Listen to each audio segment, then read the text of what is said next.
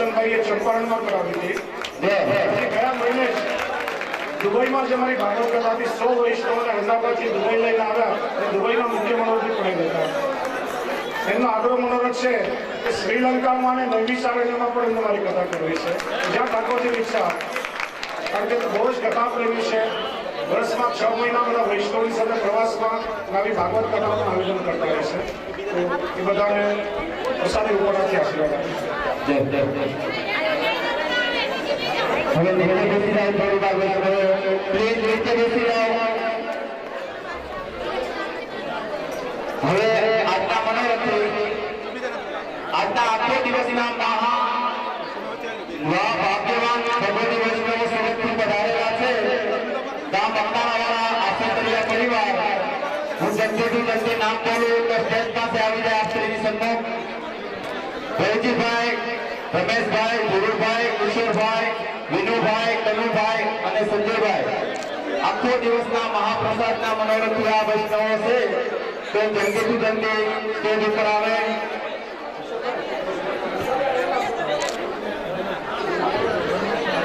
અને આરતી માટે પણ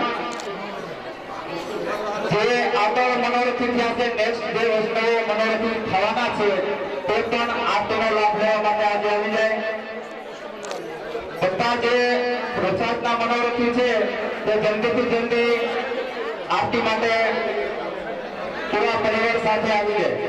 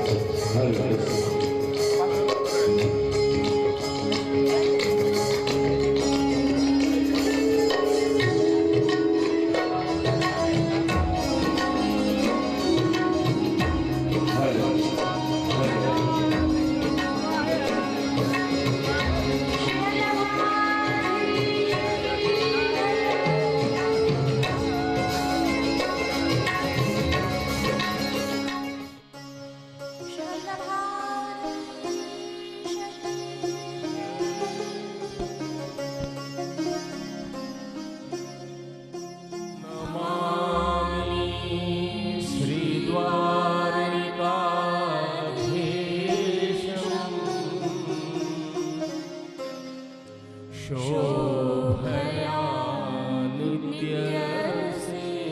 नित्यसेवितम् शङ्खचक्रादि संयुक्तम् घनश्यामं चतुर्भुजम्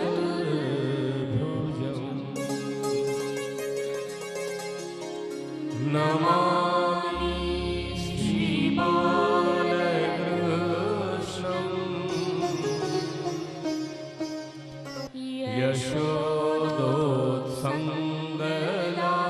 यशोदोत्सङ्गलालितम् पूतना सुपयः पान रक्षिता शेषबालकम्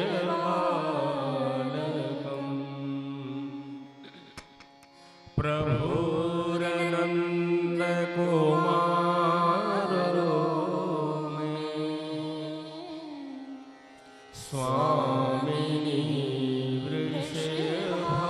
वृषभानुजा कृतार्थोऽहं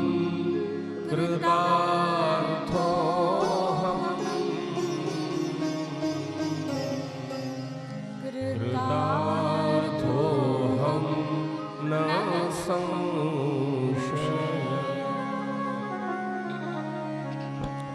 चिन्ता सन्तापहन्ता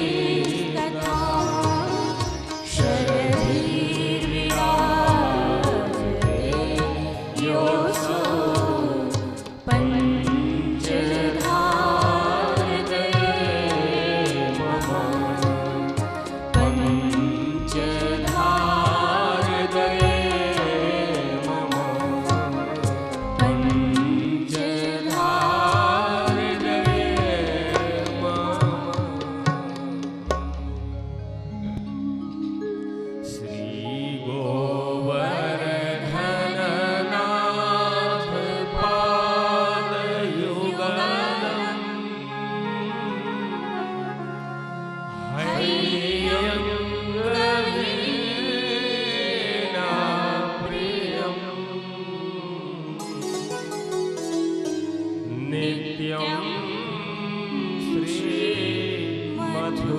श्रीमथुराधिपं सुखकरं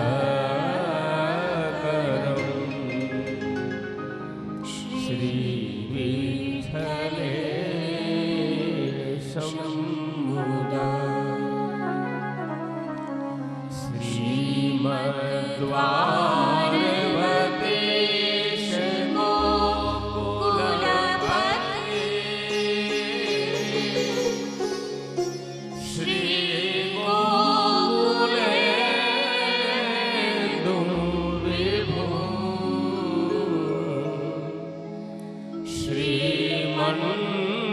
मन्मथमोहनं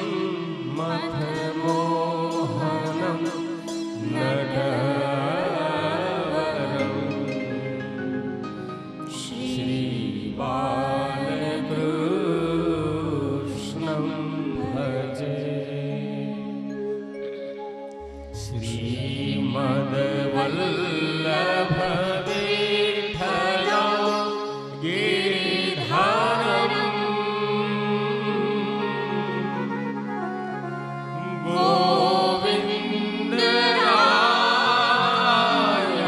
गोविन्दरायाधृतं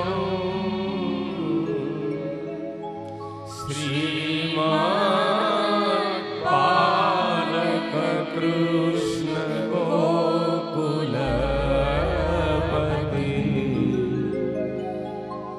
नाथं रघुनाथं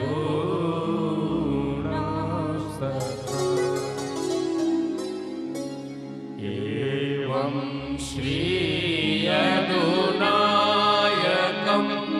किल घनं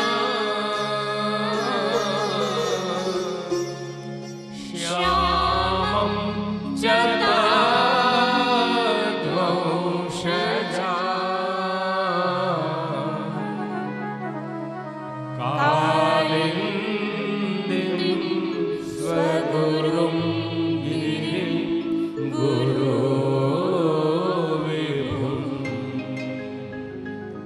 श्रियप्रभुश्च स्मरे।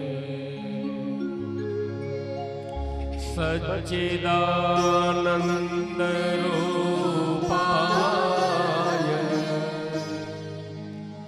विश्वोत्पत्त्यादिहेतवे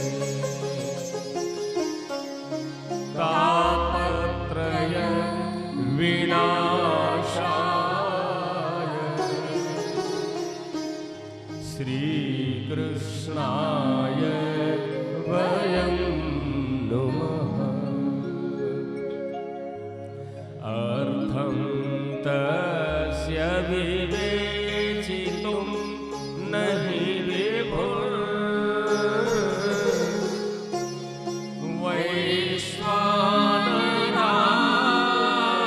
वैश्वानरात्वापते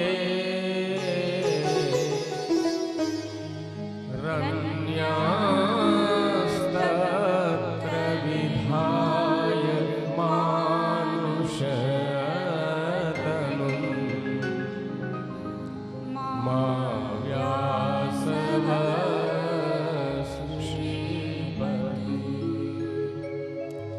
दत्त्वा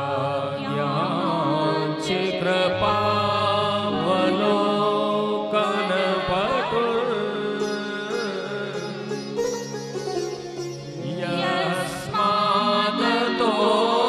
यस्मादतोऽहं मुदा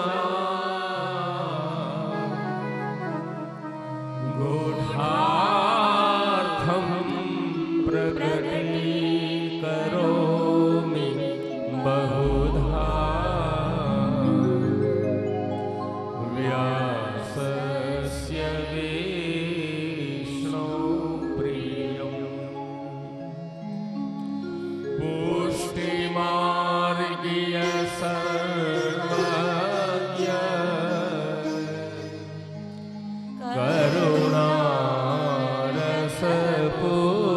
करुणारसपूरितः श्रेष्ठ फलप्रदाता च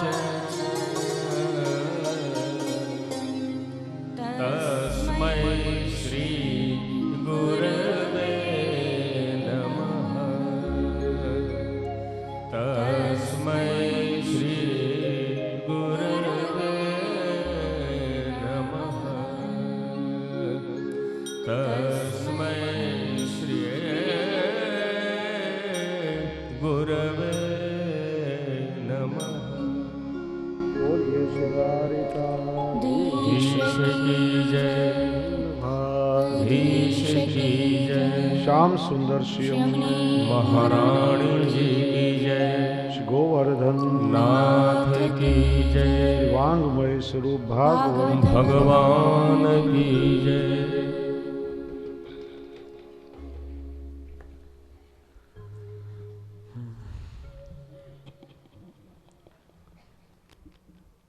મનોરથી પરમ ભગવતી કુરજીભાઈ, રોહિતભાઈ, કાળુભાઈ, સમગ્ર કાકડિયા પરિવાર, બિરાજમાન વંદનીય ભૂદેવો, બ્રહ્મદેવો, કીર્તનકાર વૃંદ અને આપ સૌ વ્રજરજનું સેવન કરવા, વ્રજવાસી બનવાનું સૌભાગ્ય પ્રાપ્ત કરી ભગવત કથામૃતનું પાન કરવા પધારેલા ભગવદીયજનો, આત્મીયજનો, સ્વજનો, પ્રભુના પ્રાગટ્ય મહોત્સવનો દિવ્ય અલૌકિક આનંદ આપણે સૌએ કાલે માણ્યો. ભગવાન શ્રી કૃષ્ણનું પ્રાગટ્ય મથુરામાં પણ થયું અને ગોકુલમાં પણ થયું. નંદાલયમાં નંદ મહોત્સવની તૈયારી થવા લાગી. જન્મ પ્રકરણના કુલ 4 અધ્યાય છે. ભગવાન 4 વ્યૂહ સાથે પ્રગટ થયા છે: વાસુદેવ, સંકર્ષણ, પ્રદ્યુમ્ન અને અનિરુદ્ધ. એમાંથી વાસુદેવ વ્યૂહનું પ્રાગટ્ય ગોકુલમાં મનાય છે, બાકી 3 વ્યૂહનું પ્રાગટ્ય મથુરામાં થયું છે. અને 4 વ્યૂહ દ્વારા ભગવાને અલગ અલગ લીલાઓ કરી છે. વાસુદેવ વ્યૂહથી ભગવાને પોતાના ભક્તોને મોક્ષનું દાન કર્યું. સંકર્ષણ વ્યૂહથી ભગવાને દૈત્યોનો સંહાર કર્યો. પ્રદ્યુમ્ન વ્યૂહથી વંશનો વિસ્તાર કર્યો. અને અનિરુદ્ધ વ્યૂહથી ભગવાને ધર્મની રક્ષા કરી છે. કૃષ્ણ જન્મના માટે શ્રી મહાપ્રભુજી બહુ જ વિલક્ષણ અર્થ કરે છે. સામાન્ય રીતે આપણે કથામાં સાંભળીએ, ભગવાન કૃષ્ણનું પ્રાગટ્ય મથુરા કંસના કારાગૃહમાં થયું અને વસુદેવજી સુપડામાં પધરાવીને ગોકુલ લઈ આવેલા. શ્રી મહાપ્રભુજી કહે છે કે ભગવાનનું પ્રાગટ્ય મથુરા અને ગોકુલ બંને જગ્યાએ થયું છે. 2 જગ્યાએ થયું હોય તો ભગવાનના 2 સ્વરૂપ દેખાવા જોઈએ, પણ દેખાય છે એક સ્વરૂપ. શ્રી મહાપ્રભુજી કહે છે મથુરામાં ભગવાન ધર્મ સ્વરૂપે પ્રગટ થયા, ગોકુલમાં ભગવાન ધર્મી વિશિષ્ટ સ્વરૂપે પ્રગટ થયા, રસો વૈશ સ્વરૂપે પ્રગટ થયા. મથુરામાં જે ભગવાન પ્રગટ થયા દેવકીજીના ઉદરથી, અને ગોકુલમાં પ્રગટ થયા નંદત સ્વાત્મજ ઉત્પન્ને જાતાહલાદો મહામણા, નંદરાયજીના આત્મજ આત્મામાંથી પ્રગટ થયા છે, ત્યાં યશોદાજીના ઉદરમાંથી નહીં. ધર્મ સ્વરૂપ ભગવાનને પધરાવીને જ્યારે વસુદેવજી ગોકુલ આવ્યા, ધર્મ એટલે પાત્ર, ધર્મી એટલે રસ, પાત્રમાં રસનો સમન્વય થયો, બંને સ્વરૂપ એક થઈ ગયું અને ભગવાન પરિપૂર્ણ બન્યા છે.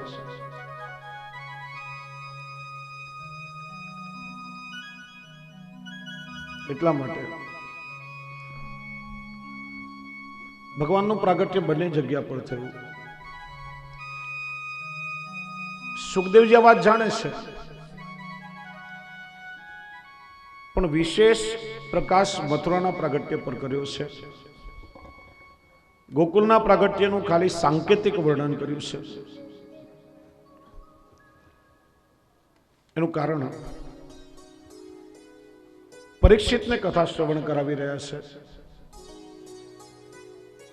પરીક્ષિત અને વસુદેવજી પરસ્પર સંબંધી છે. સુખદેવજી વિચાર્યું કે પરીક્ષિતને જ્યારે ખબર પડશે કે ભગવાનનું પ્રાગટ્ય એમના જ પરિવારમાં થયું તો કથા શ્રવણ કરવામાં વિશેષ રુચિ થશે.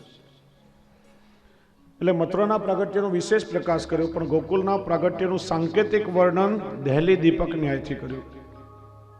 દહેલી દીપક ન્યાય એટલે એક જ દીવો હોય, 2 જુદા જુદા ઓરડામાં એક જ દીવાનો પ્રકાશ જોઈએ તો વચ્ચે ઉમરા ઉપર, દહેલીજ ઉપર આપણે દીવો મૂકીએ તો બંને ઓરડામાં એનો પ્રકાશ પથરાય. એમ સુખદેવજી વર્ણન કરે છે, દેવક્યામ દેવરૂપિણ્યામ વિષ્ણુ સર્વગુહા છે. દેવકી જે દેવરૂપિણી છે એને ત્યાં ભગવાનનું પ્રાગટ્ય થયું. દેવકી શબ્દથી દેવકીજીનો પણ ઉલ્લેખ કર્યો અને યશોદાજીના નામનો પણ ઉલ્લેખ કર્યો. કારણ કે યશોદાજીનું પણ એક નામ દેવકી છે. હરિવંશ પુરાણમાં વર્ણન છે, દ્વે નામની નંદ ભાર્યા યશોદા દેવકી ઇતિ છે. અને બંનેના સરખા નામ હોવાના કારણે બંનેમાં મિત્રતા હતી. એટલે દેવકી શબ્દ કહીને યશોદાજીના નામનો પણ ઉલ્લેખ કર્યો છે અને દેવકીજીના નામનો પણ ઉલ્લેખ કર્યો છે. ભગવાનના પ્રાગટ્યની વધાઈ સમગ્ર વ્રજમાં ફેલાઈ અલૌકિક આનંદનો આવિર્ભાવ થયો છે. જેવો વ્રજવાસીઓએ સાંભળ્યું નંદરાયજીની ત્યાં લાલાનું પ્રાગટ્ય થયું, બધા જ આનંદમાં આવી ગયા. જો હજી પ્રભુના દર્શન નથી થયા, હજી ખાલી બધાએ કાનથી સાંભળ્યું છે. પ્રભુના નામનો પહેલો સંબંધ જીવને કર્ણ દ્વારા, નામ દ્વારા થાય છે. આપણે ત્યાં બે પ્રકારની દીક્ષા છે, નામ નિવેદન અને આત્મનિવેદન એટલે બ્રહ્મ સંબંધ. બાળકનો જન્મ થાય 1.5 મહિના પછી ગમે ત્યારે ગુરુદેવ દ્વારા 3 વખત એના કાનમાં અષ્ટાક્ષર મંત્ર શ્રી કૃષ્ણ શરણમ કહેવાય. પહેલો સંબંધ જીવને પ્રભુનું નામ સાથે થાય. ગોપીઓએ સાંભળ્યું કે લાલાનું પ્રાગટ્ય થયું. ગોપીઓ આનંદમાં આવી 16 શણગાર સજવા લાગી. પ્રભુના નામનો સંબંધ કાન સાથે થયો એટલે સૌથી પહેલા એમણે કર્ણફૂલ ધારણ કર્યા. કર્ણના શિંગાર પહેલા કર્યા છે. હાથમાં દહીં, દૂધના માઠ જે કંઈ આવે બધું લઈ નંદાલય તરફ આવ્યા છે. પ્રભુ સુંદર સોનાના પારણામાં પોઢી રહ્યા છે. પારણામાં પોઢેલા પ્રભુના દર્શન કર્યા. બીજો સંબંધ નેત્ર દ્વારા થયો છે. પ્રભુના દર્શન થયા. દર્શન થતા જ અલૌકિક સ્નેહ પ્રગટ થયો. ત્રીજો સંબંધ હૃદયની સાથે થયો છે. નંદરાયજી યશોદાજી પ્રભુને પારણે ઝુલાવી રહ્યા છે. સમગ્ર વ્રજમાં આનંદ અને વધાઈનો મહામહોત્સવ મનાવવામાં આવી રહ્યો છે. જો ઉત્સવ, મહોત્સવ અને મહામહોત્સવ આ ત્રણમાં ફેર છે. ઉત્સવ ખાલી પોતાના ઘરની અંદર મનાવવામાં આવે, મહોત્સવ ઘરના આંગણા સુધી, અને મહામહોત્સવ કીર્તન છે ને, મહામહોત્સવ ગોકુલ ગામ, આખું ગામ ભેગું થઈને ગામના ચોકમાં મનાવે તે મહામહોત્સવ કહેવાય. આજે ગોકુલમાં મહામહોત્સવ મનાવવામાં આવી રહ્યો છે. સાથે મળીને બધા ગાય છે, નંદ ઘેરા નંદ ભયો જય કનૈયા લાલ કી. નંદ ઘેરા નંદ ભયો જય કનૈયા લાલ કી.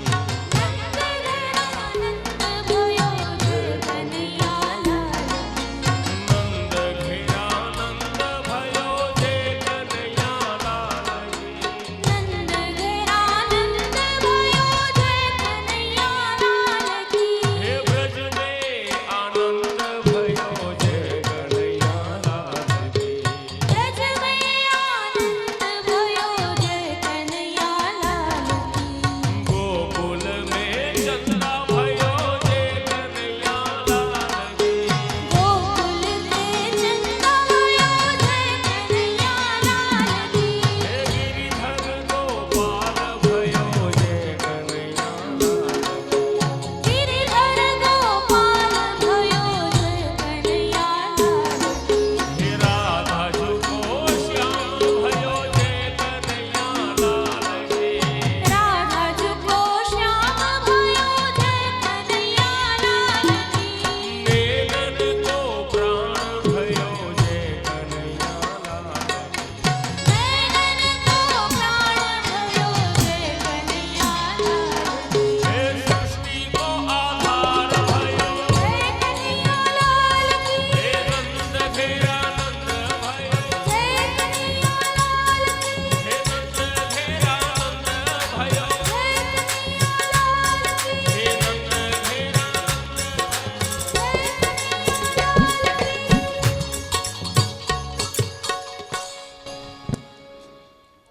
મહામહોત્સવ મનાવવામાં આવી રહ્યો છે.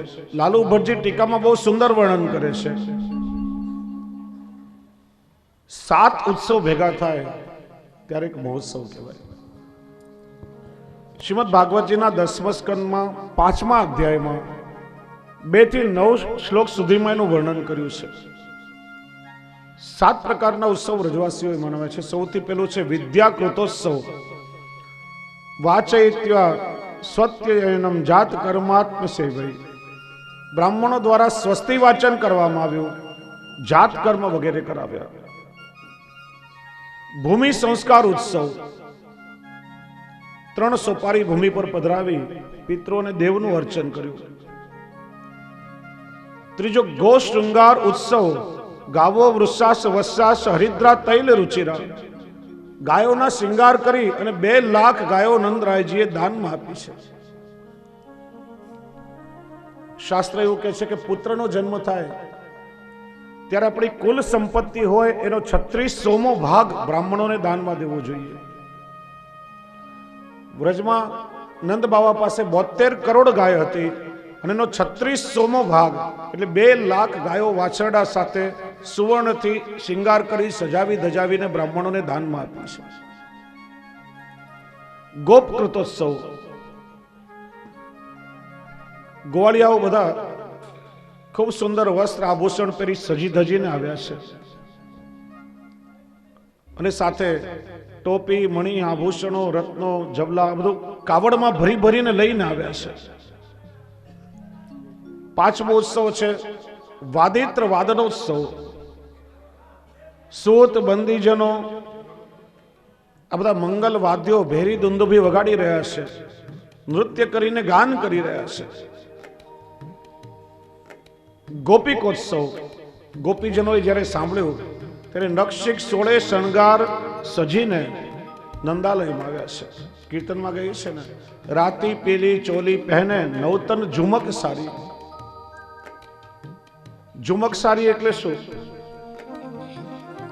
કે કોટનની સૂતરની કાંજીવાળી ઘેરદાર સાડી બેસે એટલે કમસે કમ 3 જણ જેટલી જગ્યા રોકાય, તેને ઝુમક સારી કહેવાય. નવતન ઝુમક સારી. 7મું છે દાનોત્સવ. 2 લાખ ગાયો વાછરડ સાથે દાનમાં આપી, પણ મોટા મોટા તલના પર્વત જેવા ઢગલા કરી અને એની અંદર સુવર્ણ રત્નો આદિ રાખી અને આ બધું બ્રાહ્મણોને દાનમાં આપ્યું છે. 7 ઉત્સવ થાય ત્યારે એક મહામહોત્સવ કહેવાય છે. ગોકુલમાં મહામહોત્સવ મનાવવામાં આવી રહ્યો છે. નંદરાયજીએ સાંભળ્યું કે મારે ત્યાં પુત્રનો જન્મ થયો ત્યારે મહામના બની ગયા છે. એવો આનંદનો સાગર એમને ત્યાં ઉમટ્યો. પુષ્કળ દાન નંદ બાવાએ કર્યું છે. કે છે કે દાન દેતા દેતા નંદરાયજી નથી થાકતા, વ્રજવાસીઓ લેતા લેતા થાકી ગયા છે. જે રસ્તામાં મળે, જે સામે મળે ને નંદરાયજી પુષ્કળ દાન આપે, જેની જે ઈચ્છા હોય દાન આપે.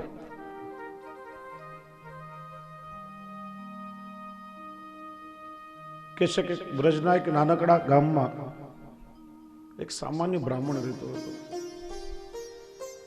એને સાંભળ્યું કે નંદરાયજીને ત્યાં લાલાનું પ્રાગટ્ય થયું અને જે પણ આશીર્વાદ દેવા ત્યાં જાય બધાને નંદરાયજી પુષ્કળ દાન આપે. વિચાર્યું હું પણ કંઈક સુંદર ઉત્તમ દાન લઈને આવું. ગોકુલ તરફ ચાલી નીકળ્યો. જોયું તો રસ્તામાં સામેથી કેટલાય લોકો મળ્યા. કોઈ હાથી પર બેસીને આવી રહ્યું છે, કોઈ ઘોડા ઉપર, કોઈ પાલખીમાં બેસીને આવી રહ્યું છે.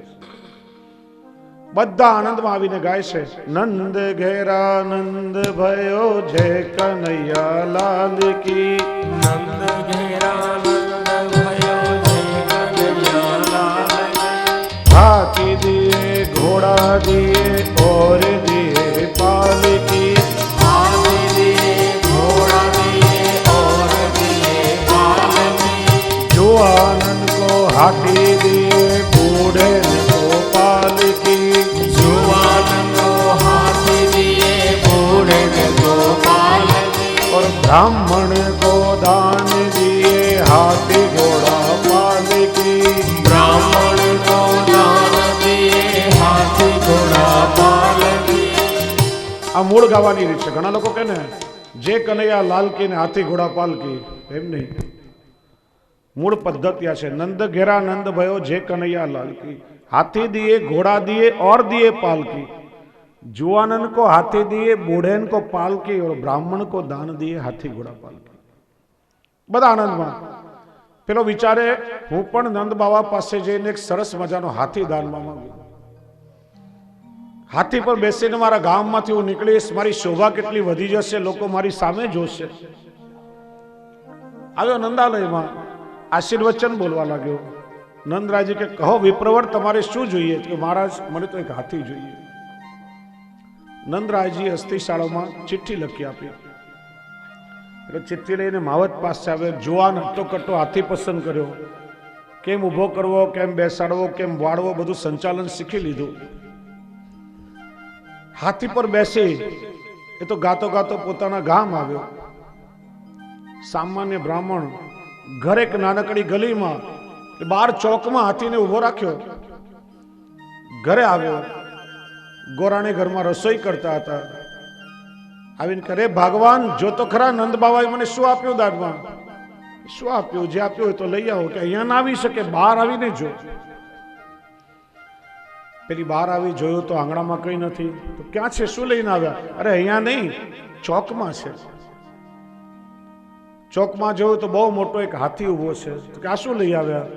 કે નંદ બાવાએ મને માગવાનું કહ્યું અને હું હાથી માગીને આવ્યો. પેલી કે તમારામાં બુદ્ધિ ક્યારે આવશે? લગભગ ઘરવાળાઓએ સાંભળવું જ પડતું હોય. એટલે કે શું થયું? આપણે રહ્યા સામાન્ય સ્થિતિના બ્રાહ્મણ, માંડ માંડ યજમાનોની દક્ષિણા દ્વારા આપણી આજીવિકા ચલાવી, હાથીને ખવડાવશો શું? કે હા, એ તો મેં વિચાર કર્યો જ નહીં. આના બદલામાં ગાય લઈને આવ્યા હોત તો કમસે કમ આપણને દૂધ મળત. પેલો બ્રાહ્મણ વિલે મોડે હાથી પર બેસીને પાછો નંદ બાવા પાસે આવ્યો. હાથી બહાર મૂક્યો, અંદર આવ્યો. નંદ બાબા પૂછે કેમ, શું થયું? હાથી ના મળ્યો? કે મહારાજ મળ્યો તો ખરા, પણ હું તો પાછો આપવા આવ્યો છું. અમે રહ્યા સામાન્ય બ્રાહ્મણ, માંડ માંડ પોતાનું પેટ ભરી હાથીને ખવડાવીએ શું? નંદરાયજી કે આપેલું દાન અમે પાછું ના લઈએ. તમને હાથીને ખવડાવવાની ચિંતા છે ને, તો જાઓ, જીવનભર માટે હાથીની સાથે તમારા આખા પરિવારની ભોજનની વ્યવસ્થા અમે કરી આપી. એટલે તો રાજી થઈ ગયો. પાછો હાથી પર બેસીને મલકાતો ગામમાં આવ્યો. ગોરાણી ચોકમાં જ ઊભી હતી. બ્રાહ્મણને જોઈને કે મને ખબર હતી કે તમે હાથીને પાછો લઈને જાઓ છો. કેમ, હવે શું થયું? અરે તને ખબર નથી, નંદ બાવાએ હાથીની સાથે આપણા પરિવારની જીવનભરની ભોજનની વ્યવસ્થા કરી આપી. કે ભોજનની વ્યવસ્થા કરી આપી એ તો સાચું, પણ આપણે રહ્યા સામાન્ય બ્રાહ્મણ, ઝૂંપડામાં રહી, હાથીને બાંધશો ક્યાં? એના માટે તો વિશાળ આંગણાવાળું ભવન જોઈએ. હા, એ તો હું ભૂલી જ ગયો. પાછો હાથી પર બેસીને આવ્યો નંદ બાવા પાસે. નંદ બાવા કે કેમ, હવે શું થયું? ભોજનની વ્યવસ્થા તો થઈ ગઈ. કે મહારાજ ભોજનની વ્યવસ્થા તો કરી, પણ અમે રહ્યા સામાન્ય બ્રાહ્મણ, ઝૂંપડામાં રહીએ, હાથીને બાંધશું ક્યાં? એના માટે તો વિશાળ આંગણવાળું ભવન જોઈએ. નંદ બાવા કે જાઓ, તમને વિશાળ આંગણવાળું મોટું ભવન દાનમાં આપ્યું. એ રીતે બધાના મનોરથ નંદરાયજીએ પૂરા કર્યા છે. લક્ષ્મીજી વિચારે આજે પારણામાં પોડેલા મારા પતિના દર્શન મારે કરવા છે. જે સૌભાગ્ય મને મળવાનું છે, જગતની કોઈ સ્ત્રીને કદાચ નહીં મળ્યું હોય. કોઈએ કર્યા છે પારણામાં સૂતેલા પતિના દર્શન? અને લક્ષ્મીજી વિચારે કે આ સૌભાગ્ય અને અવસર મારે છોડવો નથી. લક્ષ્મીજી પધાર્યા છે બ્રજમાં. વિચાર્યું કે નંદ ભવનમાં જઈ પારણિયામાં પોઢેલા મારા પ્રભુના દર્શન કરું. પણ વ્રજમાં આવીને જોયું તો વ્રજનું પ્રત્યેક ઘર માનો નંદાલય લાગતું હતું. દરેક ઘરમાં સુંદર રંગોળીઓ પૂરી હતી, તોરણ બંદરવાર બાંધ્યા હતા, ધ્વજા પતાકાઓ ફરકતી હતી. દરેક ઘરમાં આનંદ ઉત્સવ મનાવાઈ રહ્યો હતો. લક્ષ્મીજી વિચારમાં પડ્યામાંથી નંદાલય કયું? એક ઘરમાં લક્ષ્મીજી ગયા. એક ઘરની ગોપી બારણું બંધ કરીને ઉતાવળે બહાર જતી હતી. લક્ષ્મીજી મળ્યા, પૂછ્યું કોણ છો? મને ન ઓળખી? અરે હું લક્ષ્મી છું. લક્ષ્મી છે તો નારાયણને ઘેર જાઓ, અહીંયા મારે ત્યાં શું કામ છે? ખબર નથી નંદરાયજી ત્યાં લાલાનું પ્રાગટ્ય થયું? અરે મારે એના દર્શન કરવા જવું છે. લક્ષ્મીજી વિચારમાં પડ્યા. જગતના તમામ લોકો મને આવો આવો કહે છે, હું સામે ચાલીને આવી તો મને જાઓ કહે છે. આ વ્રજના લોકો કેટલા ધનવાન છે, કેટલા ભાગ્યશાળી છે. અરે જ્યાં સ્વયં ઠાકોરજી પોતે પ્રગટ થયા હોય એ ભાગ્યશાળી કેમ ન હોય? વિચાર્યું લક્ષ્મી બનીને જઈશ તો વ્રજમાં કોઈ મારો ભાવ નહીં પૂછે. જ્યાં લક્ષ્મીના નાથ સ્વયં પ્રગટ થયા હોય ત્યાં લક્ષ્મીનો ભાવ કોણ પૂછે? માલણ બનીને આવ્યા. માલણ બનીને ઘરે ઘરે લક્ષ્મીજી ઉત્સવના તોરણો બાંધે છે. નંદાલયમાં આવ્યા. અંદર પ્રભુના દર્શન કરવા માટે જાય ત્યારે ગોપી બહાર નીકળી. પૂછ્યું કોણ છો, ક્યાં જવું છે? કે હું માલણ છું, ઉત્સવના તોરણ બાંધવા છે. કે તોરણ ઘરની અંદર બંધાય કે બહાર બંધાય? બહાર બંધાય. તો કે અંદર શું કામ છે? ખબર નથી, લાલો પલનામાં પોઢી રહ્યો છે, બહાર જઈને તોરણ બાંધો. લક્ષ્મીજીએ તોરણ બાંધ્યા. જોયું આસપાસ કોઈ નથી. જેવા અંદર રૂમમાં પ્રવેશ કરવા, ઓરડામાં પ્રવેશ કરવા જાય ત્યાં બીજી ગોપી બહાર નીકળી. પૂછ્યું ક્યાં જવું છે? કે ઉત્સવના તોરણ બાંધ્યા ને એનો નેગ લેવા માટે યશોદાજી પાસે જવું છે. અરે કે લાલો પોઢે છે, યશોદાજી હાલરડા ગાઈને પોઢાડી રહ્યા છે, તારી નેગ જોઈએ છે ને, એમાં યશોદાજીને પરિશ્રમ શું કામ દેવો? તારો ખોડો પાથર. લક્ષ્મીજીએ ખોડો પાથર્યો. કોઈ ગોપીએ પોતાના હાથના કંકણ નાખ્યા, કોઈએ મસ્તકનો ટીકો, કોઈએ કંઠનો હાર લક્ષ્મીજીના ખોળામાં પધરાવ્યો. લક્ષ્મીજી ગોપીના મુખ સામે જોએ, ક્યારેક પોતાના ખોળા સામે જોએ. વિચારે કે આ જગતના લોકો મારી સામે જોડી ફેલાવે છે, પણ આ વ્રજના લોકો કેટલા ભાગ્યવાન છે કે લક્ષ્મીનો ખોળો આજે આ ગોપીઓએ ભરી દીધો છે. અને પછી પ્રભુના દર્શન કરી લક્ષ્મીજી ધન્ય થયા અને નંદરાયજીના કોઠારમાં વસી ગયા છે. કે છે ત્યારથી નંદરાયજીને ત્યાં એટલી સંપત્તિ ઉભરાય, એટલી સંપત્તિ ઉભરાય, જેટલું દાન આપે એના કરતા ડબલ પાછું પ્રગટ થઈ જાય. આખું વ્રજ સમૃદ્ધિવાન બન્યું છે. લક્ષ્મીજી સ્વયં દાસી બની શ્રેયત ઇન્દિરા શસ્વ દત્ત રહી, નિશ્ચયપૂર્વક દાસી બની પ્રભુની સેવા કરવા માટે વ્રજમાં રહ્યા છે. શિવજી વિચારે પ્રભુના બાલ સ્વરૂપના મારે પણ દર્શન કરવા છે. જો જ્યારે જ્યારે પ્રભુનો અવતાર થયો છે પૂર્ણ પુરુષોત્તમ, ત્યારે ત્યારે શિવજી પ્રથમ દર્શન કરવા આવ્યા છે. રામાવતારમાં જોશીનું સ્વરૂપ લઈ અને કૃષ્ણાવતારમાં જોગીનું રૂપ લઈ અને શિવજી આવ્યા છે. આપણે ત્યાં પુષ્ટિ માર્ગમાં ઠાકોરજીની સન્મુખ જોગી લીલાના બહુ સુંદર પદોનું ગાન થાય છે. જેમ ઢાઢી લીલા, પરમ દિવસે ઢાઢી લીલાના દર્શન કર્યા. નહીં સમજનારા અન્ય માર્ગીઓ ગમે તે વિચારતા હોય, પણ આ ઢાઢી લીલા બહુ અલૌકિક છે અને ભગવાન શ્રી કૃષ્ણના સમયથી આ પરંપરા ચાલતી આવી છે. જેમ રાજા મહારાજાઓના સમયમાં એ રાજાઓના ભાટ, ચારણ કે બારોટ હોય, એ જુદા જુદા છંદ અને કવિતાઓ બનાવી અલગ અલગ રાજ્યમાં જઈ કવિતાઓ ગાઈને પોતાના રાજાના યશનું વર્ણન કરે. એમ ઢાઢીજી અને ઢાઢણજી ભગવાન શ્રી કૃષ્ણના ભાટ કે ચારણ કહેવાય. અષ્ટસખાના કીર્તનો ગાય, સુંદર શિંગાર ધરી નૃત્ય કરી અને પ્રભુની લીલાઓનું ગુણગાન ગાય છે. એમનું સ્વરૂપ પણ બહુ અલૌકિક છે, તો જે સમજે સમજી શકે.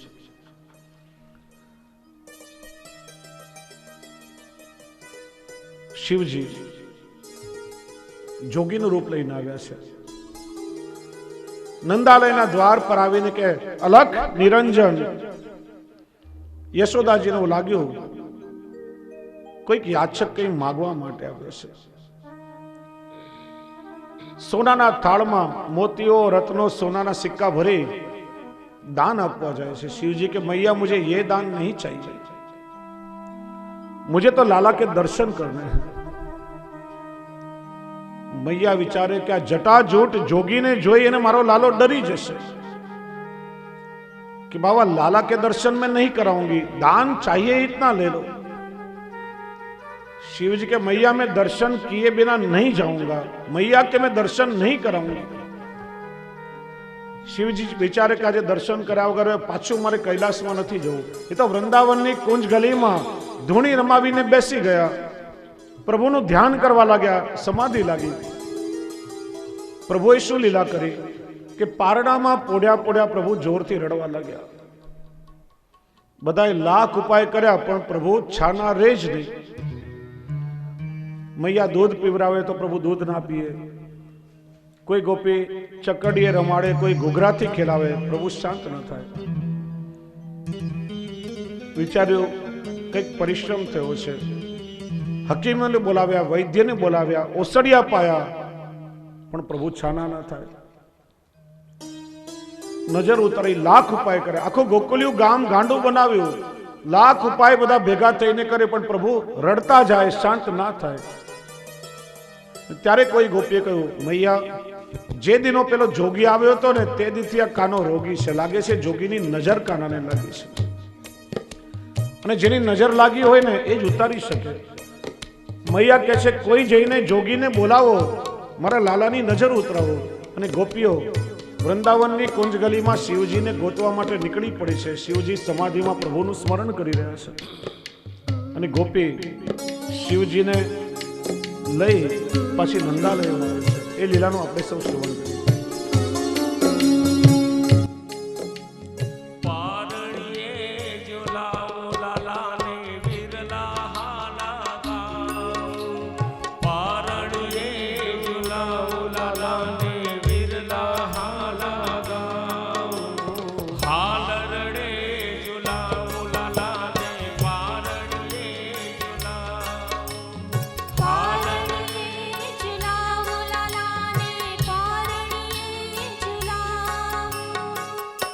કોણ જાણે કોની નજરો લાગી, કોણ જાણે કોની નજરો લાગી. લાલો મારો બહુ રોવે, કોણ જાણે કોની નજરો લાગે. લાલો મારો બહુ રોવે. પોપટ લાકડી ઘમર ઘૂઘરો રમવાને તર્યા પૂરે. દિન રાત નિંદર નહીં આવે, દૂધ પીવે ના સોવે રે. કોણ જાણે કોની નજરો લાગી, લાલો મારો બહુ રોવે.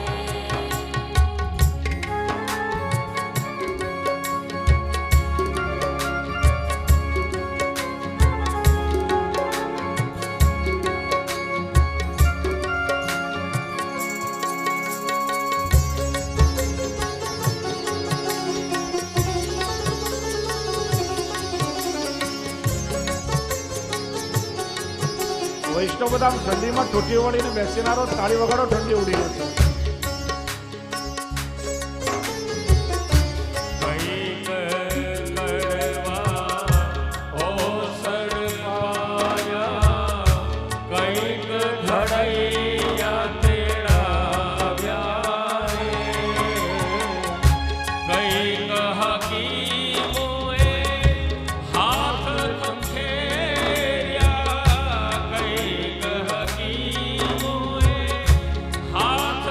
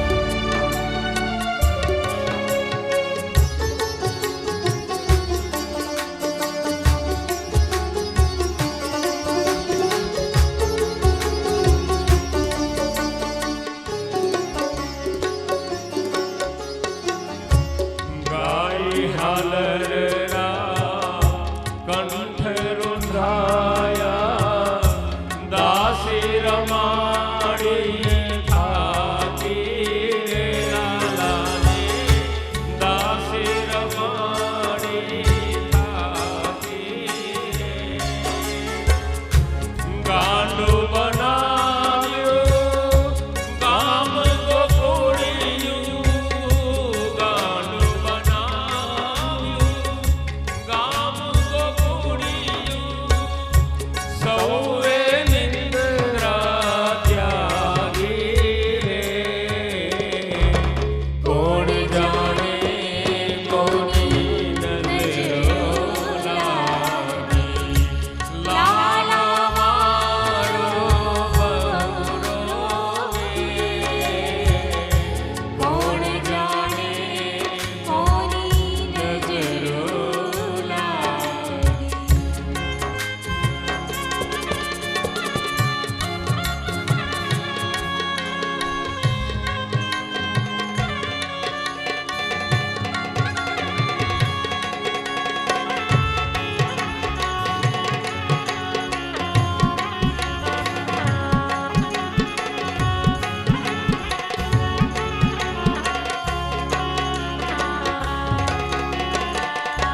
લીધી માનતા લીધી આંખડી પ્રભુજી તારે દ્વારે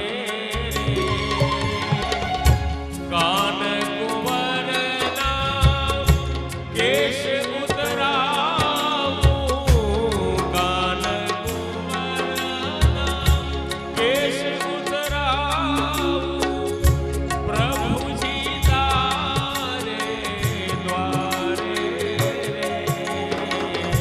કોણ જાણે કોની નજરો લાગી એક આવી ત્યાં બીજી આવી ગોપીઓ થઈ સૌ ભેળી સુનો યશોદા સુનો નંદરાની આવ્યો તો પેલો જોગી રે કોણ જાણે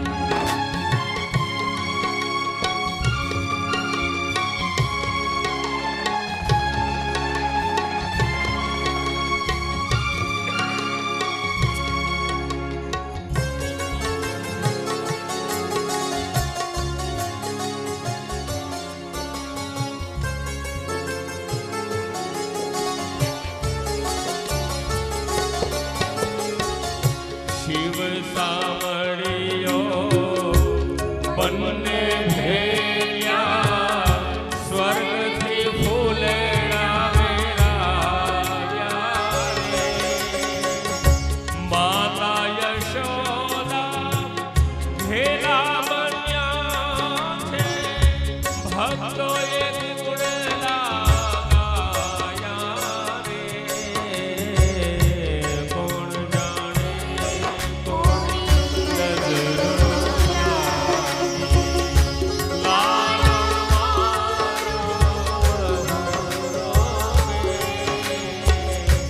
કોણ જાણે કોની નજરો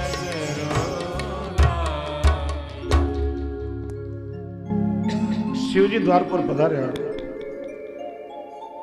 मैया कहवा लगा, बाबा लगता है मेरे लाला को किसी की नजर लगी है, आप नजर उतार दो ना. शिव जी के मैया ऐसे नजर नहीं उतर सकती, उसके लिए तो लाला को लाके मेरे गोद में देना पड़ेगा.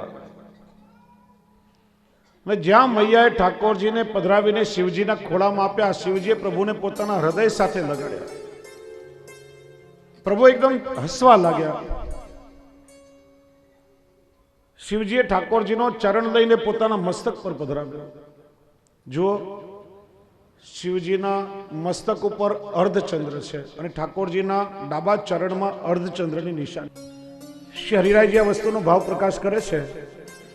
શિવજીએ ઠાકોરજીનો ચરણ લઈને પોતાના મસ્તક પર પધરાવ્યો ત્યારે શિવજીના મસ્તકનો અર્ધચંદ્ર ઠાકોરજીના ચરણમાં સમાયો છે. પ્રભુના ચરણમાં અર્ધચંદ્ર છે, શિવજીના મસ્તકમાં. એટલે શિવજી વૈષ્ણવમાં પણ પરમ વૈષ્ણવ છે.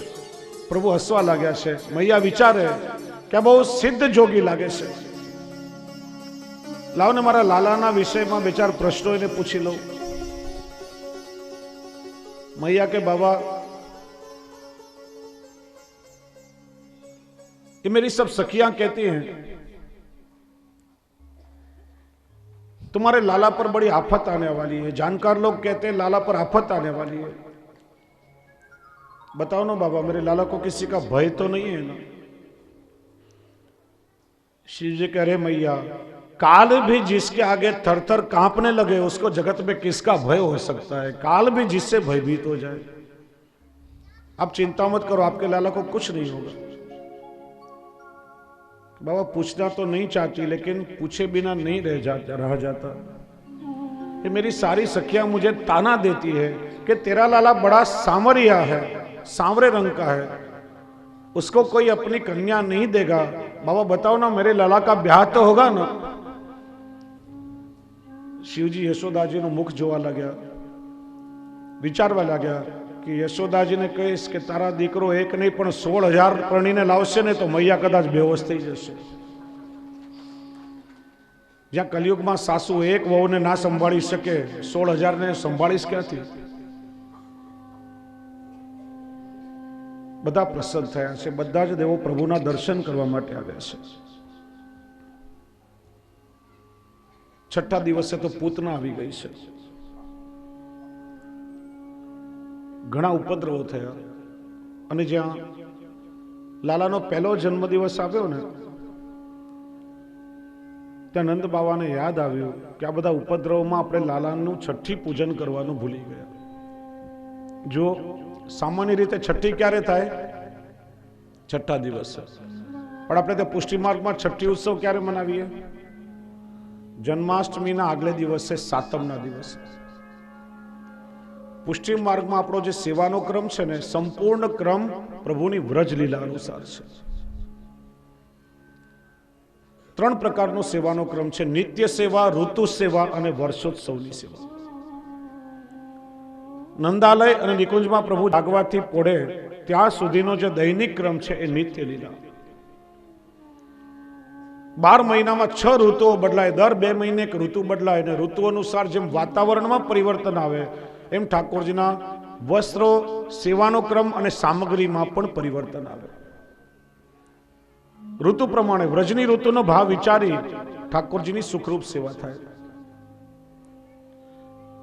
શીતકાલ અત્યારે ચાલે છે તો ઠાકોરજી ગદલ ધરે, પ્રભુની સન્મુખમાં અંગીઠી આવે, સૌભાગ્ય સૂંઢ જેવી ઉષ્ણ સામગ્રી ઠાકોરજી રોગે. તો ઉષ્ણકાલમાં પ્રભુ ક્યારેક આડબંધ ધરે, સુથન પટકા ધરે, ક્યારેક તો કેવલ તનિયાભર પ્રભુ બિરાજે, મોતીના આભૂષણો ધરે, જલનો છિટકાવ થાય, અત્તરના ફુવારા થાય, પણ આ જેવી શીતલ સામગ્રી પ્રભુ આરોગે. આ ઋતુ સેવાનો પ્રકાર. અને ત્રીજું વર્ષોત્સવની સેવા. 12 મહિનામાં આપણે પુષ્ટિ માર્ગમાં 56 ઉત્સવ મનાવીએ છીએ. શ્રી હરિરાયજીનું બહુ સુંદર વર્ષોત્સવનું કીર્તન છે. રહ્યો મોહે શ્રી વલ્લભ ગ્રહ ભાવે. પ્રત્યેક ઉત્સવના શ્રી વલ્લભ મને કઈ રીતે લાડ લડાવે એનું બહુ સુંદર વર્ણન કર્યું છે. 56 ઉત્સવ દ્વારા પ્રભુને આપણે લાડ લડાવીએ છીએ. પ્રભુએ 11 વર્ષ 52 દિવસ આ વ્રજમાં જે લીલા કરી એ લીલાઓનું અનુસંધાન કરી આ 56 ઉત્સવ આપણે 12 મહિનામાં મનાવીએ છીએ. જો વાત નીકળી તો થોડી ચર્ચા કરું. આપણે ત્યાં 56 ભોગ પણ ઠાકોરજીને ધરીએ છીએ. દરેક પ્રકાર આપણે ત્યાં લીલાના ભાવનાત્મક છે. 56 ભોગ એટલે શું?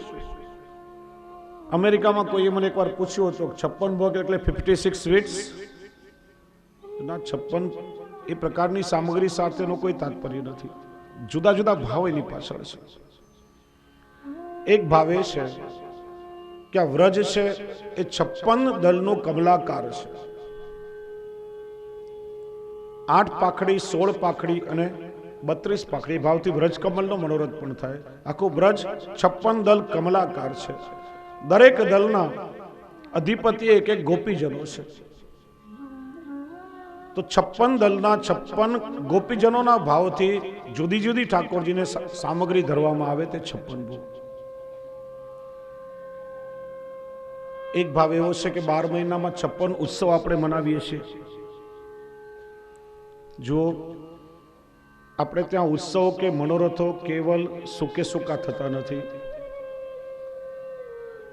આ ઉત્સવ કે મનોરથો તો વ્રજભક્તો નિત્ય મનાવી પ્રભુને અનેક પ્રકારે લાડ લડાવે છે. આપણે મનોરથો શું કરવાના?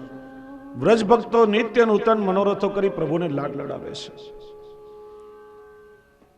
જુદા જુદા ભાવની સામગ્રીઓ લગાવે છે.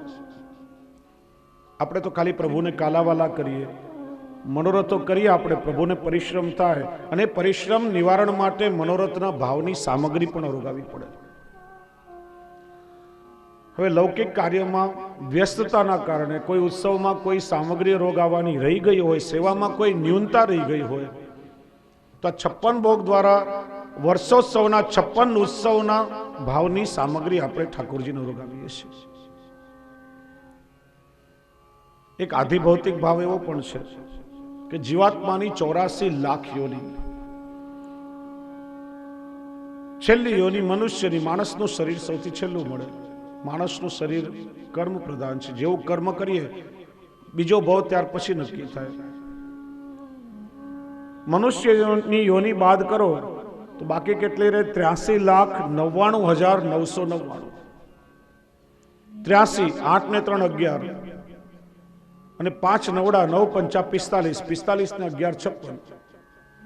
તો મનુષ્ય યોની દ્વારા 83,99,999 યોનીનું કર્મ ફળ આપણે 56 ભોગ દ્વારા ઠાકોરજીને સમર્પિત કરીએ છીએ. જેનાથી 84 લાખ યોનીનું એ ભાવ ફેરો ટળી જાય. જુદા જુદા ભાવો એના માટે વિચારાયા છે. તો એ જ વ્રજલીલાના ભાવ અનુસાર સેવાનો ક્રમ છે.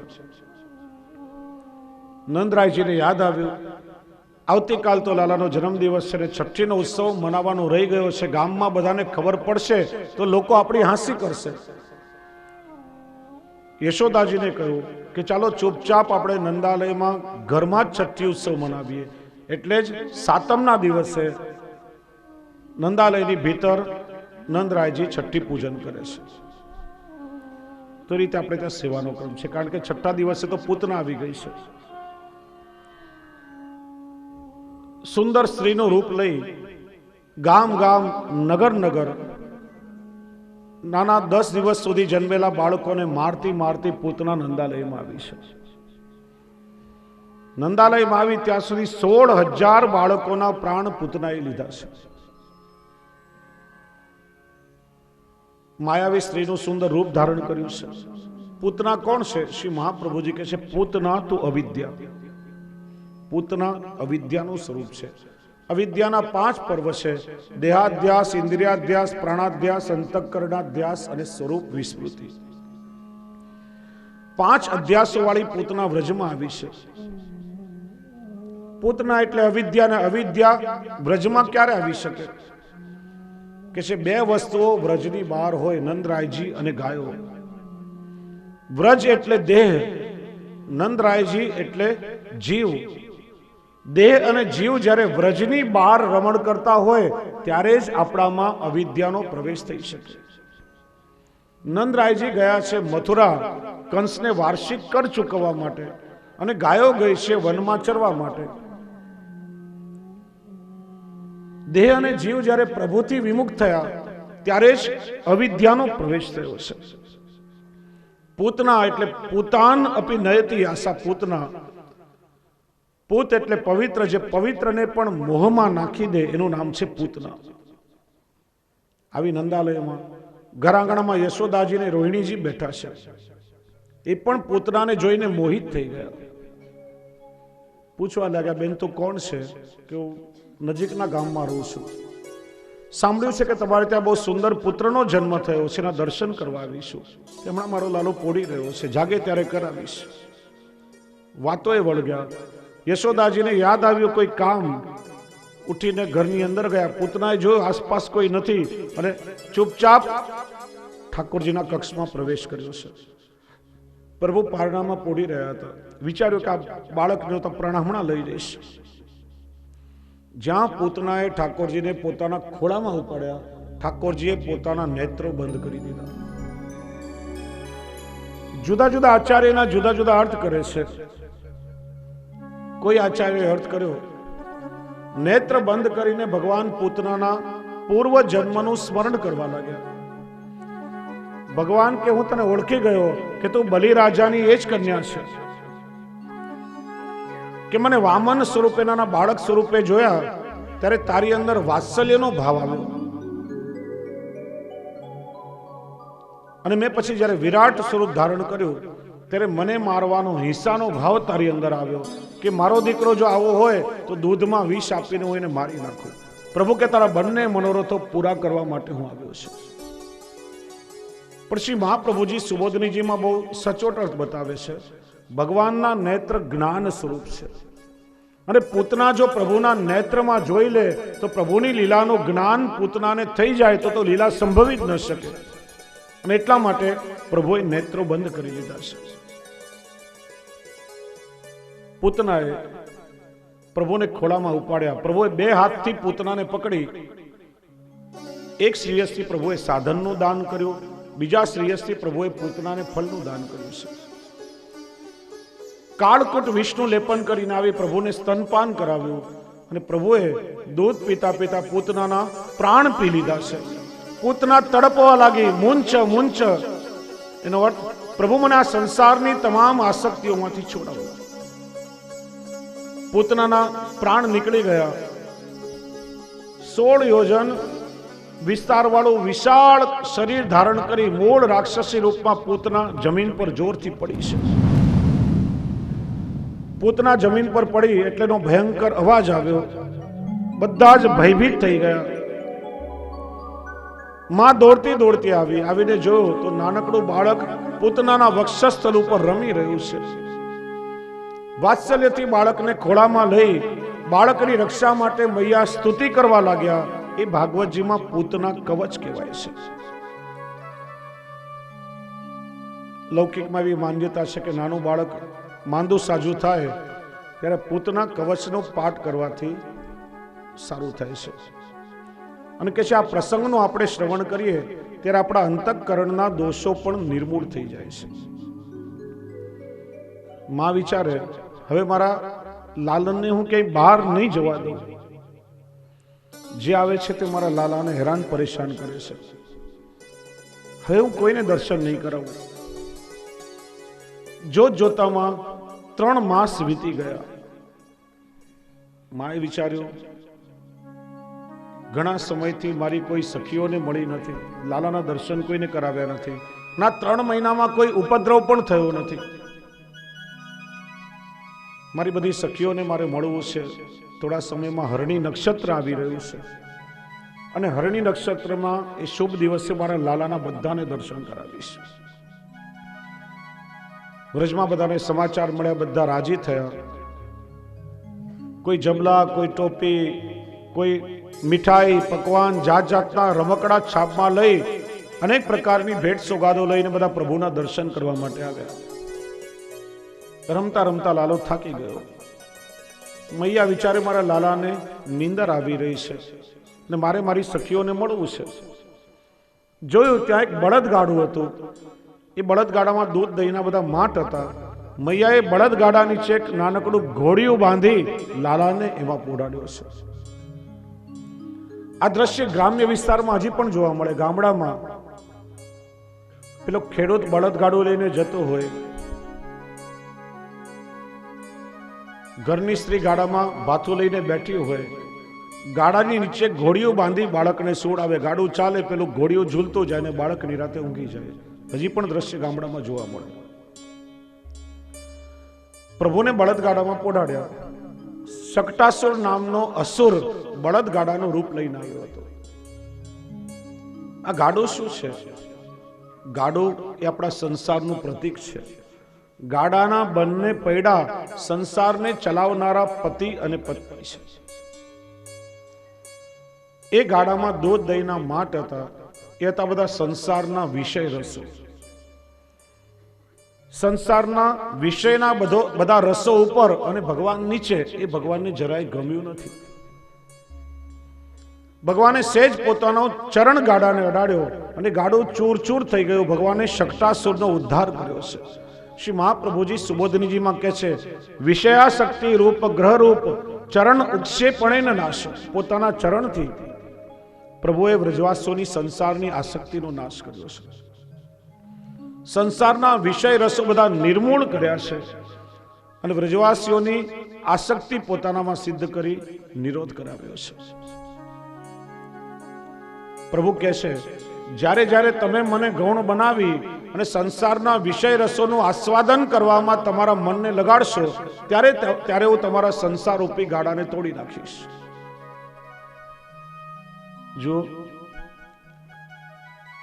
જીવમાં 3 ગુણો છે, સત્વ, રજ અને તમ. અને ભગવાનમાં 6 ધર્મો છે, ઐશ્વર્ય, વીર્ય, યશ, શ્રી, જ્ઞાન, વૈરાગ્ય. 3 ગુણો વાળો જીવ પોતે જ્યારે જ્યારે પોતાની જાતને આગળ કરે અને 6 ધર્મો વાળા ભગવાનને પાછળ કરે, ત્યારે ભગવાન સાથે 36નો આંકડો થાય. કોઈની સાથે ન બને ને તો કે ફલાણાને 36નો આંકડો છે. અને હિન્દી, ગુજરાતી કે અંગ્રેજી કોઈ પણ ભાષામાં તમે 36 લખો ને તો બંનેના મોઢા એકબીજાથી જુદા જ થાય. કોઈ પણ ભાષામાં લખો. પણ 6 ધર્મો વાળા પ્રભુને આપણે આગળ કરી અને 3 ગુણો વાળો જીવ પ્રભુનું અનુસરણ કરે ને ત્યારે ભગવાનની સાથે 63નો આંક થાય. અને હિન્દી, ગુજરાતી કે અંગ્રેજીમાં 63 લખો, બંનેના મોઢા સામ સામે રહે હંમેશા. પ્રભુને ગૌણ કરી અને સંસારમાં મન આસક્ત થાય ત્યારે પ્રભુ સંસાર રૂપી ગાડાને તોડી નાખે છે. એકવાર મૈયા પ્રભુને ખોળામાં ખેલાવી રહ્યા હતા. પ્રભુ દૂર ઊંચે આકાશમાં ઉડતા પક્ષીઓને જોઈ રહ્યા હતા. ભગવાન વિચારે કે મારે પણ આ પક્ષીઓની જેમ આકાશમાં ઊંચે ઉડવું છે. ત્યાં જ કંસે મોકલેલો તૃણાવર્ત નામનો રાક્ષસ વંટોળિયાનું રૂપ લઈને આવ્યો છે. તૃણાવર્ત એટલે વંટોળિયો. આ માણસના જીવનમાં વંટોળિયા ક્યારે આવે, બવંડર ક્યારે આવે? તો કે જ્યારે જ્યારે રજો ગુણ વધે, તમો ગુણ વધે, એનાથી માણસમાં કામ વધે છે, ક્રોધ વધે છે, લૌકિક વિષયોની ઈચ્છા વધે છે અને પછી જ માનવીના જીવનમાં બધા તોફાનો શરૂ થાય છે. તૃણાવર્ત આંધીનું રૂપ લઈને આવ્યો. પ્રભુએ લીલા કરી, પોતાનું વજન એકદમ વધાર્યું. મૈયાને ભાર લાગ્યો એટલે મૈયાએ ઠાકોરજીને નીચે પધરાવ્યા અને એ સમયે તૃણાવર્ત પોતાની આંધીમાં પ્રભુને ઉડાડીને લઈ ગયો. પ્રભુ કે મને ઊંચે ઉડાડીને લઈ જાય છે, પણ ઉભો રહે, તને એટલો ઉપર મોકલું ને કે પાછો નીચે નહીં આવી શકે. ઠાકોરજીએ બંને શ્રીયસ્થી એના કંઠ પકડ્યો અને શ્વાસ રૂંધાતા એના પ્રાણ નીકળી ગયા. તૃણાવત એટલે વંટોળિયો. જ્યારે જ્યારે આપણા જીવનમાં કામ, ક્રોધ, લોભની આંધી આવે ત્યારે ત્યારે કંઠમાં પ્રભુને રાખો, એટલે પ્રભુનું નામ સ્મરણ કરો. ધીરે ધીરે સમય વીતે છે. યશોદાજી વિચારે છે, અત્યાર સુધી આપણા પુત્રને લાલા, કનવા, લલ્લા કહીને જુદા જુદા હુલામણા નામથી બોલાવીએ છીએ, પણ પુત્રનું વિધિસર કોઈ નામ રાખ્યું નથી. હવે પુત્રનું નામકરણ કરવું જોઈએ એમ વિચારી કુલ પુરોહિત ગર્ગાચાર્યજીને બોલાવ્યા. ગર્ગ પુરોહિતો રાજન યદુનામ સુમહાતપ વ્રજમ જંગામનંદસ્ય વસુદેવ પ્રચોદિત. ગર્ગાચાર્યજી ખૂબ જ જ્ઞાની છે. મૈયાએ કહ્યું, બાબા અત્યાર સુધી લાલાને જુદા જુદા હુલામણા નામથી બોલાવીએ છીએ, આપ વિધિસર નામકરણ કરો. શ્રી મહાપ્રભુજી સમજાવે છે, ભગવત સ્વરૂપોનું નામકરણ 3 પ્રકારે થાય: સ્વરૂપ અનુકૂળ, લીલા અનુકૂળ અને ગુણ અનુકૂળ. લૌકિકમાં આપણા નામકરણ જ્યોતિષો પેલી કુંડલી બનાવે એ ગ્રહ નક્ષત્ર ને રાશિ પરથી રખાય છે, પણ ઘણીવાર નામને ને ગુણને કોઈ લેવા દેવા હોતી નથી. નામ હોય લક્ષ્મીદાસ, પણ ખિસ્સામાં 1 રૂપિયો ના હોય. નામ હોય રથપાલ, પણ બિચારો ચપ્પલના જોડા ઘસીને પગથી ચાલતો હોય. નામ કરતા વિપરીત ગુણો હોય. પણ ભગવત સ્વરૂપોના નામ કુંડલી કે રાશિ પરથી નહીં, સ્વરૂપ અનુકૂળ, લીલા અનુકૂળ અને ગુણ અનુકૂળ રાખવામાં આવે છે. ગર્ગાચાર્યજીએ સૌથી પહેલા દાઉ ભૈયાનું નામકરણ કર્યું. કહ્યું સ્વરૂપથી મધુર છે એટલા માટે એક નામ રામ રાખીએ. આ થયું સ્વરૂપ અનુકૂળ. વિચાર્યું કે આ બાળક ભવિષ્યમાં યમુનાજીનું આકર્ષણ કરશે એટલા માટે નામ થયું સંકર્ષણ, લીલા અનુકૂળ. અને ત્રીજું નામ ગુણ અનુકૂળ, શરીરથી એકદમ બળવાન છે એટલા માટે એમનું નામ રાખ્યું બલરામ. 3 નામ દાઉ ભૈયાના થયા. જ્યાં પ્રભુને ગર્ગાચાર્યજીએ પોતાના ખોળામાં લીધા, પ્રભુના દર્શન કરતા જ ગર્ગાચાર્યજી ભાવ વિભોર બની ગયા. કેવા લાગ્યા, અરે મૈયા, આ તારો લાલો તો પ્રત્યેક યુગમાં પ્રગટ થાય છે, અને એને જોતા એક જ નામ મારા મનમાં આવે છે. એ સ્વરૂપ અનુકૂળ પણ છે, લીલા અનુકૂળ પણ છે અને ગુણ અનુકૂળ પણ છે, અને એ નામ છે કૃષ્ણ. બોલીએ કૃષ્ણ કનૈયાલાલ. વસુદેવજીને ત્યાં જન્મ્યો એટલે વાસુદેવ, અને ગુણ કીર્તિ લક્ષ્મીઓ સાક્ષાત નારાયણ જેવું છે. પ્રભુનું નામ થયું કૃષ્ણ. ગોપાલ તાપાની ઉપનિષદમાં કૃષ્ણ નામની વ્યાખ્યા બતાવી. કૃષિર ભૂવાચક શબ્દ નશ્ચ નિવૃત્તિ વાચક તયોરેક્ય પરબ્રહ્મ કૃષ્ણમ ઇત્યભિધીયતે. કૃષ્ણ એટલે સદાનંદ, કૃષ્ણ એટલે સર્વશક્તિમાન, જગતના અણુ અણુમાં આનંદ સ્વરૂપે અને સર્વ સત્તાધીશ સ્વરૂપે બિરાજે છે, એટલા માટે કૃષ્ણ છે. કૃષ્ણ એટલે કર્ષતિ આકર્ષતિ ઇતિ કૃષ્ણ. સહેજમાં જે આપણા ચિત્તનું આકર્ષણ કરે એ કૃષ્ણ. જેને જેને જોયા એ બધા મોયા. એનું નામ જ છે કૃષ્ણ. આ જગતનો કોઈ પણ વ્યક્તિ જે કૃષ્ણનું દર્શન કરે અથવા તો એની લીલાઓનું શ્રવણ કરે, કૃષ્ણમય થયા વગર રહી શકતો નથી ને કૃષ્ણને ગાયા વગર રહી શક્યો નથી. માયાવાદનું પ્રવર્તન કરવા અવતરિત થયેલા આદિગુરુ શંકરાચાર્યજી એ પણ કયા વગર રહી શક્યા નથી. મધુરમ મધુરેભ્યોપી મંગલેભ્યોપી મંગલમ. આ જગતમાં મધુરમાં મધુર અને મંગલમાં મંગલ કોઈ તત્વ હોય તો એ છે કૃષ્ણ. તો શ્રી મહાપ્રભુજીએ એ પ્રભુના સ્વરૂપાનંદનો અનુભવ કરી આજ્ઞા કરી, મધુરાધિપતે અખિલમ મધુરમ. અખિલ અને અનંત માધુર્યનો કોઈ સ્વામી આ જગતમાં હોય તો કેવલ કૃષ્ણ છે. જગતના બીજા લોકો છે ને, આપણને પૂરેપૂરા ગમતા નથી ને કાયમના માટે ગમતા નથી. ઘણીવાર આપણે કહીએ આમ બધું બરાબર છે પણ આ થોડી તકલીફ છે, પૂરેપૂરા આપણને કોઈ ગમતા નથી. પણ ભગવાન શ્રી કૃષ્ણનું માધુર્ય લોક વેદાતીત અને દેશ કાલાતીત છે. લોકવેદની મર્યાદા કે સમયની અવધિ પણ એને રોકી શકતી નથી, કે કોઈ દેશની સીમાઓ એને અવરોધી શકતી નથી. એવું નથી કે 5000 વર્ષ પહેલા કૃષ્ણ પ્રત્યે પ્રેમ હતો અત્યારે ઘટી ગયો. ગઈકાલે જ આપણે બધાએ નંદ મહોત્સવ મનાવ્યો એટલા જ ભાવથી, જાણે કૃષ્ણનું પ્રાગટ્ય આજે જ થયું હોય અને આપણામાં જ થયું હોય. આજે પણ એ જ ભાવથી આપણે નંદ મહોત્સવ મનાવીએ છીએ. એ જ કૃષ્ણ પ્રત્યે આદર અને એ જ પ્રેમ આજે પણ એટલો જોવા મળે, જેટલો ભારતમાં એટલો અમેરિકામાં પણ. કોઈ દેશની સીમાઓ પણ કૃષ્ણના માધુર્યને અવરોધી શકે. કૃષ્ણ એ પ્રેમ અને માધુર્યનો અવતાર છે. પ્રેમ અને માધુર્યને સાકારિત સ્વરૂપે જો અવતરિત થવું હોય તો કૃષ્ણ સ્વરૂપે જ અવતરી શકે.